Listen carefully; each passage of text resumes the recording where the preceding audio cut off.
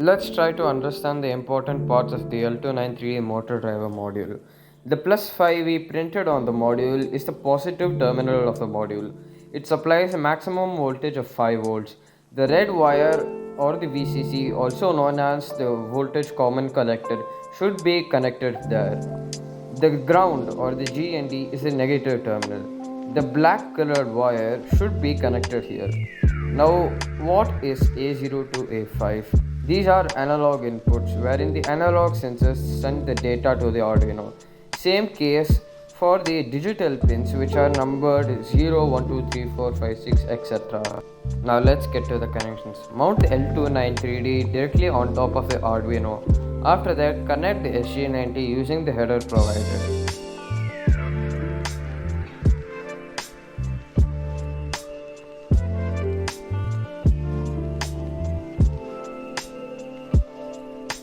Let's connect the ultrasonic sensor to the Arduino Uno. Just connect the VCC and the GND to the plus 5 volt and GND respectively.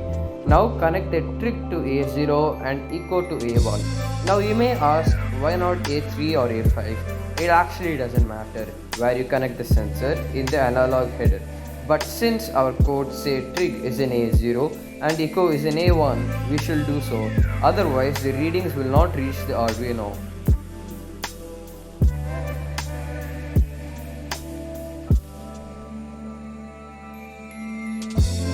Let's take a look at the connections between the HC05 Bluetooth module and the L293D motor driver module.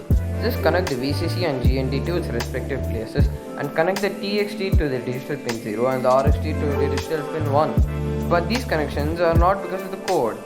Generally, the TXT of the Bluetooth module is connected to the RXT of the L293D. Likewise, for the RXT of the HC05 Bluetooth module to the L293D. This is because the TXT transmits data, that's why TXT. And when one transmits data, the other should receive it, and that is why we should connect TXT to RXT. Now let's connect the DC motors together. When you are connecting the DC motors, you may get confused between which one is the positive terminal and which one is the negative terminal. This we can't quite figure out, but we can do it in one way. You can connect the DC motors to a 9 volt battery and manually note down which one is which terminal. Or if you think there is too much labor work, just connect them. But once you are testing it, the tank may go backward or it may turn left or right because of the terminals being interchanged. And accordingly, you have to screw the terminals the other way around and make them perfect.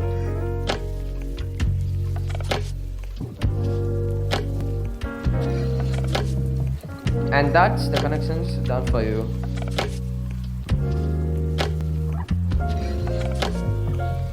Let's try to understand the important parts of the L293 motor driver module. The plus 5 printed on the module is the positive terminal of the module. It supplies a maximum voltage of 5 volts. The red wire or the VCC, also known as the voltage common collector, should be connected there. The ground or the GND is a negative terminal. The black colored wire should be connected here. Now, what is A0 to A5? These are analog inputs wherein the analog sensors send the data to the Arduino.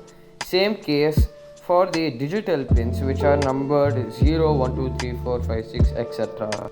Now let's get to the connections. Mount the L293D directly on top of the Arduino. After that, connect the SG90 using the header provided.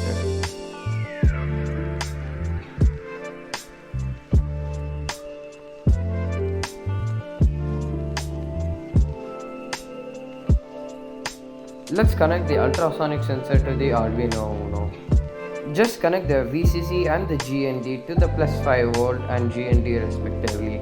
Now connect the trig to A0 and echo to A1. Now you may ask, why not A3 or A5? It actually doesn't matter where you connect the sensor in the analog header.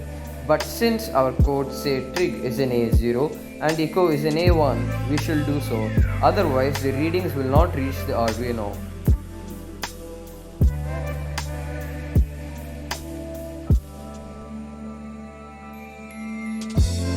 Let's take a look at the connections between the HC05 Bluetooth module and the L293D motor driver module.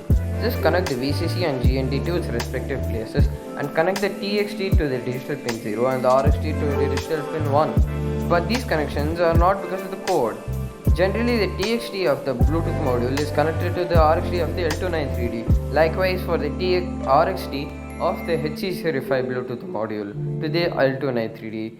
This is because the TXT transmits data, that's why TXT. And when one transmits data, the other should receive it, and that is why we should connect TXT to RXT.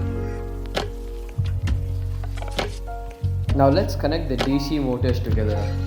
When you are connecting the DC motors, you may get confused between which one is the positive terminal and which one is the negative terminal. This we can't quite figure out, but we can do it in one way.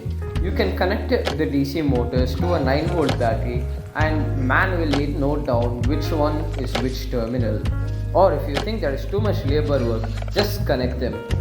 But once you are testing it, the tank may go backward or it may turn left or right because of the terminals being interchanged. And accordingly, you have to screw the terminals the other way around and make them perfect.